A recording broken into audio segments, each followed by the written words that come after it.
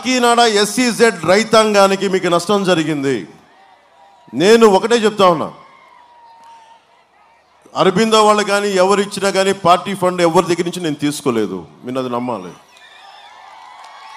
ఎందుకంటే నాకు అలాంటి ఫండ్స్ నేను తీసుకోను. ఎందుకంటే మీరు గుండెల్లోంచి ఇచ్చిన రూపాయే నాకు 1,00,000 రూపాయలతో సమానం.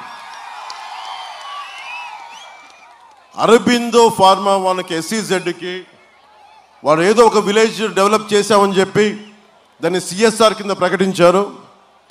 అలా కాకుండా ప్రతి రైతుకి న్యాయం జరిగే వరకు ప్రతి ఒక్కరికి వారు ఏ ఉద్దేశంతో అయితే అది ఇవ్వబడిందో పెట్టబడిందో, ముఖ్యంగా రైతాంగం నష్టపోయింది, నష్టపోయిన రైతులకి నష్టం పూరించేలా, అలాగే ఏ పరిశ్రమల కోసం అయితే త్యాగం చేయబడిందో ఆ భూముల్లోకి పరిశ్రమలు వచ్చేలాగా మేము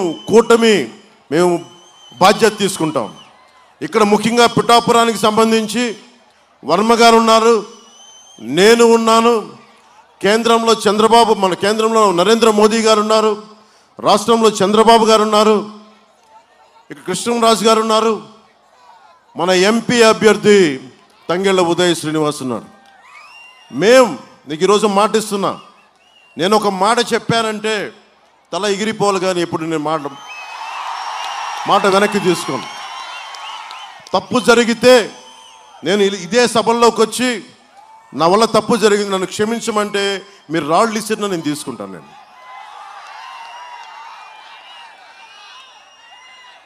భారతదేశంలో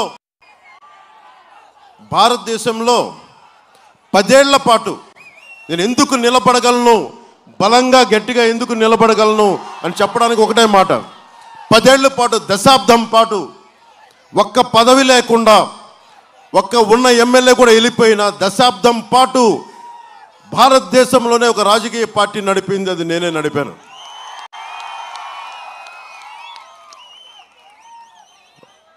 బిడ్డలు తండ్రులు రాజకీయ నాయకులు వచ్చేమో కానీ నేను మొదటి తరం రాజకీయ నాయకుని, మీలో నుంచి వచ్చిన వాడిని, సగటు మధ్యతరగతి మనిషిని.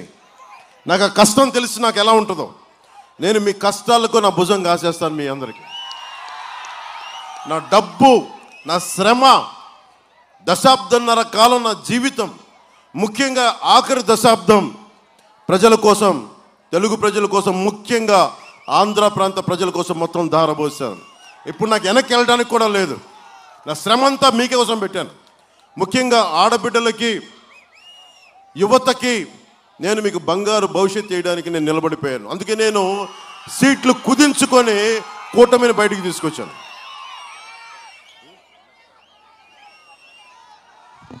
ఒక క్షణం వెనక్కి వెళ్ళి మాట్లాడొస్తాను.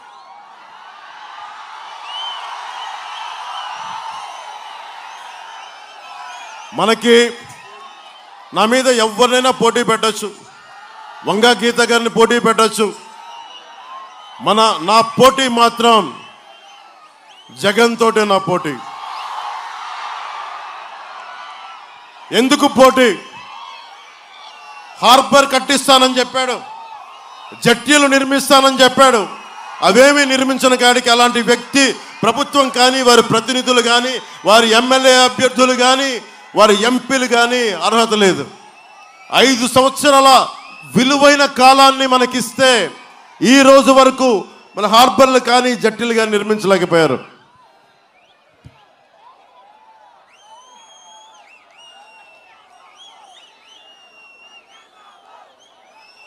చాలాసార్లు